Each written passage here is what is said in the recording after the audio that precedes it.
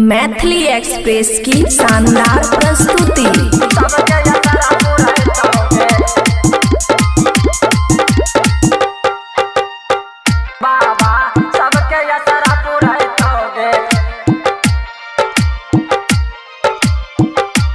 खुशी recording studio बलुआहा।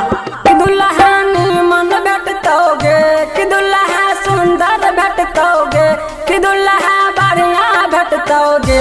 अब बहिना के डालल करी है भोला जी के जल ते बाबा सबके असरा पुरैतोगे। अब बहिना के डालल करी है भोला जी के जल ते बाबा सबके असरा पुरैतोगे। सबके असरा पुरैतोगे भोला जी के जल ते बाबा सबके असरा पुरैतोगे। डीजे सुमित सतीश रैना। बाबा छे दयालु जल है तो न बेकार गे। हे गे हमर बहिना सुन तो सबके पुकार गे। बाबा छे दयालु जल है तो न बेकार गे। हे गे हमर बहिना सुन तो सबके पुकार गे। कि जुल्फी वाला भेटतोगे कि ककरो न काला भेटतोगे कि दिल वाला भेटतोगे। आ बहिना के डालल करी है भोला जी के जल ते बाबा सबके असरा पुरैतोगे। आ बहिना के डालल करी है भोला जी के जल ते बाबा सबके असरा पुरैतोगे। सबके असरा पुरैतोगे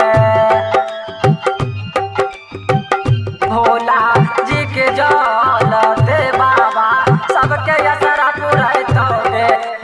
डीजे सुमित सतीश रैना। भोला जी के महिमा जाने पूरा संसार गे। दुल्हा जे देतो एहन करतो बहुत प्यार गे। भोला जी के महिमा जाने पूरा संसार गे। दुल्हा जे देतो एहन करतो बहुत प्यार गे। कि राइटर राहुल कहे छोगे कि रोशन रणधीर कहे छोगे कि गायक सनजब कहे छोगे।